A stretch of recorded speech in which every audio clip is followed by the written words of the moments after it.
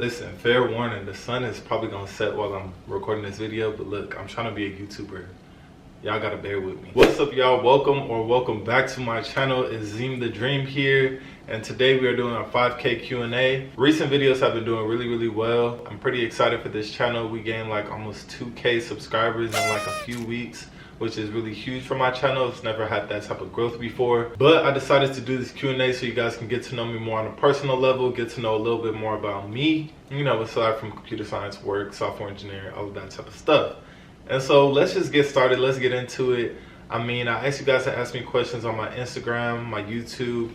So I have my phone here and I'm gonna just be looking at the questions and answering as we go. Ever face any challenges at work because of your race? And if so, did you overcome them and how? We starting off juicy, y'all. Have I faced any challenges at work because of being black? I'll have to say no. I think the place that I work at is very inclusive, or at least they try to be. I will say that the people on my team are very welcoming. They're very inviting, very helpful. Any questions that I have, they're always willing to help. So I have been working as a new grad software engineer for less than a year.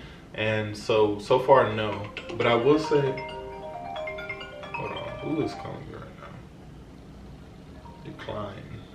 I will share this one thing though that did happen at work that just kind of had me like, damn. I want to say this was like 2 or 3 months into my job. I was looking for one of the meeting rooms that my team was in for this meeting, and I could not find it for the life of me. And I had my laptop with me and I was like going like, where is this room? Like, where's this room? So I was kind of in a rush. And I remember there was this security guard that just came out of nowhere and he just sort of like looked at me, but didn't say anything. So I kept like, you know, trying to find the room. I remember I went around this corner and then he followed me around the corner and then he stopped me and he was like, do you have your badge? Like, I need to check your badge. And I was like, oh, I think I left it at my desk. And he was like, yeah, I need to see it. I'm like, damn. So he followed me all the way over to my desk where like more of like my actual team was and like coworkers and everything. And that I gave it to him and like he didn't really even like look at it. He just kind of like scurried away. He was like, yeah, you're good, and then scurried away. It did kind of make me feel bad. It's like, damn, I could tell he didn't believe that I worked in the building. Like I wasn't supposed to be where I was supposed to be. And I could tell he was embarrassed by that interaction, the way he scurried off. So that was just one thing that happened. It didn't have to do with actual work, but it just had to do with my work environment, I guess. Favorite coffee shop in Seattle? So there's actually this place called Santos Coffee that I went to when some of my friends from California came to visit. And I actually vlogged that. You guys should definitely go check that out. That was a really fun vlog to do. We were sleepless in Seattle. We were exploring, doing all that stuff. So go watch that after this video for sure.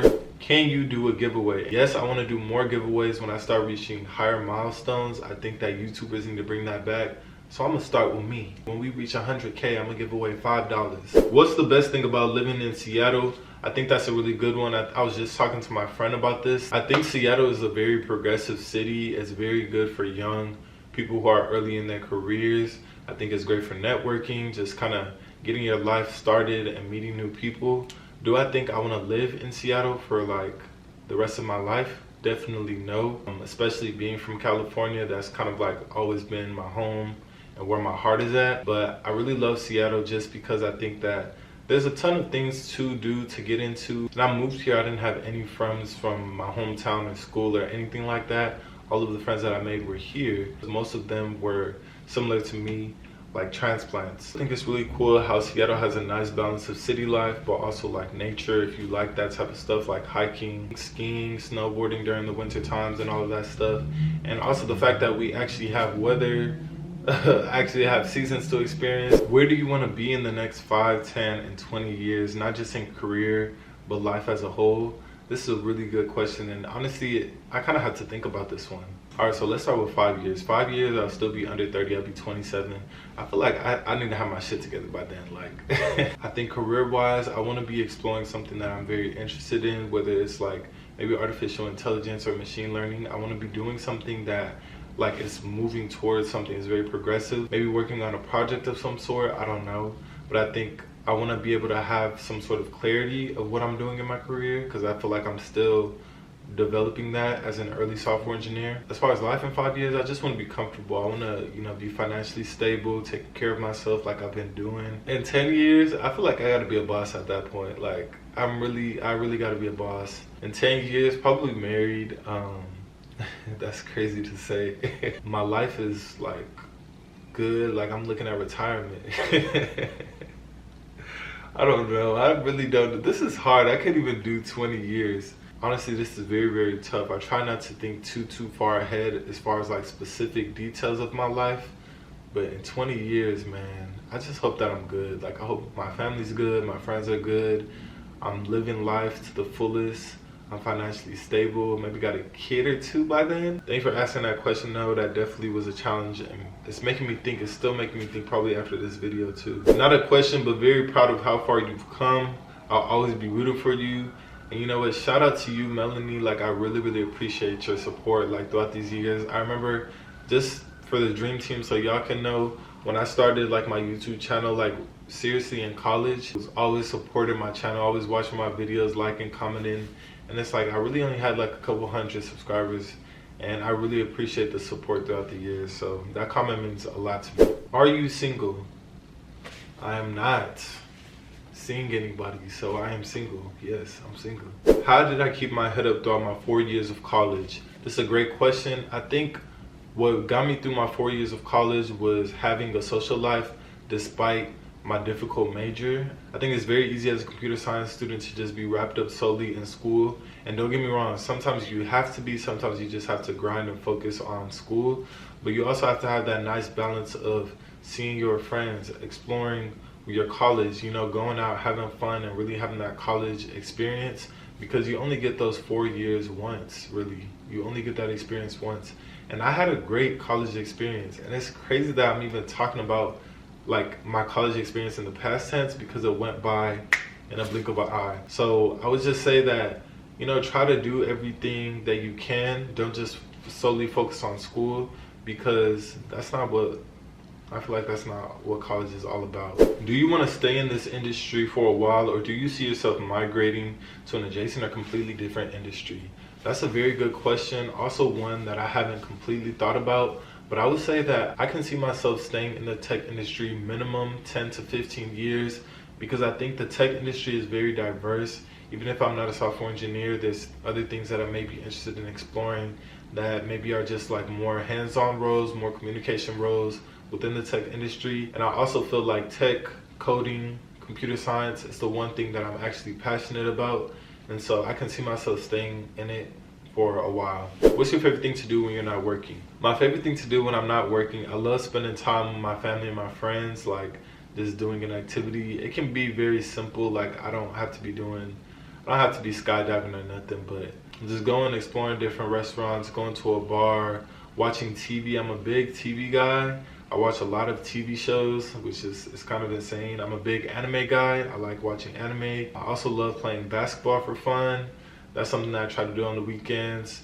I also love working out. Working out just kind of brings me down from any stress, anxiety that I'm feeling, and just kind of keeps me centered throughout the week of like a busy week. Of course, I love making and editing YouTube videos, which is why I've been doing it more frequently this year. I also really like photography, something that I kind of had to push to the side because when I moved, I lost all my clients. Let's be real. I guess one thing about me is I'm always trying to get into something. Like, I'm down to try new things like that are fun, adventurous. What piece of media, book, film, music, etc., that impacted you the most and why? I think there's always like multiple things in my life that kind of just like inspire me or impact me in some sort of way. For example, I'm recently starting to rediscover J. Cole, like listening to him from the beginning, like 2011 album up until now. And his music is just inspiring me, like honestly. Triumphs, tribulations, that's something that has impacted me, I guess, because I can just relate it towards my life in some sort of way. And then it could just be as simple as like anime. Like I'm watching an anime show and they just have a great character development. They're just doing really well. And that just impacts me like somehow, some way in my actual life. I know that sounds kind of crazy. As far as in books, I'm not gonna lie, I don't be reading like that. I'm starting to get more into it. I used to read a ton as a kid, but I just fell off and I want to get into it. So if you have book recommendations, drop them down below. How do I develop unspoken riz like you? Listen, it's something that you're born with. You either have it or you don't. You come out the womb with unspoken riz. And I can't teach it to you because it can't be taught. My homie Lino said road to 10K, and that's facts. Road to 10K, because we just hit 5K, and I don't know where we're at. I think we're like at 5.2K when I'm making this video. Thank you guys for being a part of the dream team. If you're watching this video and you haven't subscribed already, hit that subscribe and hit that bell and give this video a like. Let's move on to the next question. Homie Ezra said dream car. I'd have to say a Tesla. I think something about how sleek they look. Maybe a Model X. What are your best tips for leveling up in your 20s? That is a very good question. I think I'm on a quest to leveling up myself. I would say when you're early in your career, in your 20s, just find ways to put your money towards something that is going to help you long term, like in 10 years. Like whether that's investing or spending it on something that can make you more money down the line.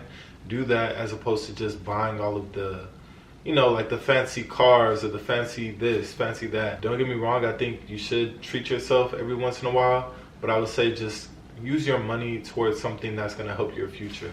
And also I would just say start taking your goals or your ambitions, start taking them, you know, turn it up a notch. Like if you have something that you want to achieve, like really start planning it out. I would say weekly, monthly, quarterly, start planning stuff out so where it's like you're very calculated on how you're trying to achieve something.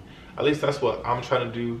Like I said, I'm a work in progress, and I've been documenting a lot of like what I've been learning on this channel. So as a 22-year-old, those are my tips as of right now. What was your vision when you created your YouTube channel? I think my vision when I created my YouTube channel, and still probably to this day, was to one, help people, to two, document my journey, something that I could look back on and say this is where I was during this point in time in my life.